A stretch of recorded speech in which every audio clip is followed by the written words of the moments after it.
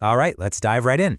Today we're taking a journey to southern India, to a place that isn't just a building. It's really an entire universe of faith, art, and history, all carved out of stone. This is a story of the Meenakshi Temple. I mean, just look at this incredible view from above. This isn't just some temple, it's a massive, sprawling 14-acre city within a city. And for centuries, this has been the literal and spiritual heart of Madurai, a place just buzzing with life and devotion. So, to really get a feel for this place, you have to understand its role in the city itself, because here, all roads really do lead to the divine. And what's so fascinating is that the city's design is no accident. It was all planned out. Following these ancient Hindu architectural guides called the Shilpa Shastras, the rulers designed Madurai to be like a giant mandala, a cosmic diagram. The temple is the very center, the nucleus, and the streets just unfold outwards from it, kind of like the petals of a lotus flower. Okay, now let's get to maybe the most iconic part of the temple. It's absolutely colossal gateways, or gopurams.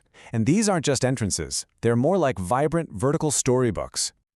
So, just how many of these gateways are there? A staggering 14 in total. Yeah, 14. Each one is a monumental work of art, and together they create a skyline you will never forget.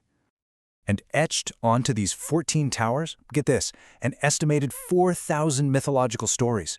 Every single figure you see is part of some grand narrative. You could literally spend a lifetime trying to decipher it all. You can see it perfectly right here. Each gopuram is just teeming with these brightly colored stucco figures. Gods, goddesses, saints, mythical beasts, demons, the whole shebang.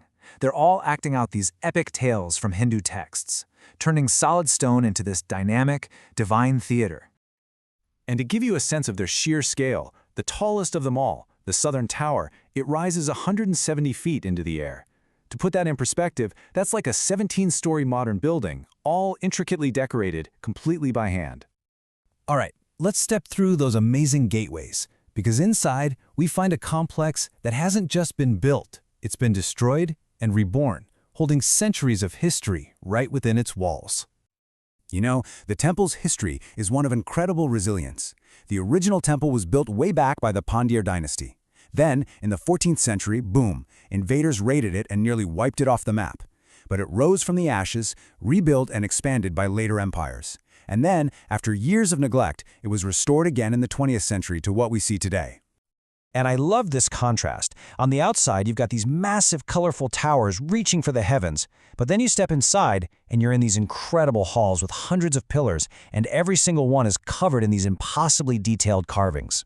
It's a masterpiece of both the monumental and the microscopic. As you go deeper inside, you find this totally serene space, the Poitramarai Kulam, or the Golden Lotus Pond. This sacred pool is a place for ritual bathing and just quiet reflection, a calm oasis right in the middle of this huge, bustling complex. But all of this incredible architecture, it all serves a purpose. It's leading us somewhere, to the spiritual core of the temple, the powerful origin story of its main deity, the goddess Meenakshi. So who exactly is Meenakshi? Well, her name itself is pretty fascinating. It comes from the Tamil words Meena for fish and Akshi for eyes. The fish-eyed one is this beautiful, poetic way of describing eyes that are perfectly shaped, like a fish. But her birth legend, well, this is where things get really unique. The story goes that a king who was desperate for an heir performed this sacred fire ritual, and out of the flames came a child. Not a son, but a fierce warrior princess who was born with 3 breasts. So, as you can imagine, her parents were pretty worried. But a divine voice told them not to be afraid. There was a prophecy. That 3rd breast was temporary, and it would vanish the very moment she laid eyes on the man she was destined to marry. And as a powerful queen, Meenakshi conquered kingdoms all over the land. But when she finally came face to face with the god Shiva, the prophecy came true. She instantly knew he was her husband, her 3rd breast disappeared, and she took her true divine form. Their amazing celestial wedding is one of the most important legends celebrated at the temple even today. Now here's something that's so important to understand. The Meenakshi Temple is not a museum. It's not a relic. It is a living, breathing center of worship, just as active today as it was centuries ago. The rhythm of life here is constant. Think of it like the temple's heartbeat. Every single day, priests perform 6 distinct worship ceremonies, or pujas, from early morning wake-up rituals to the final ceremony at night where the gods are symbolically put to bed. And throughout the year, there's a festival happening almost every single month.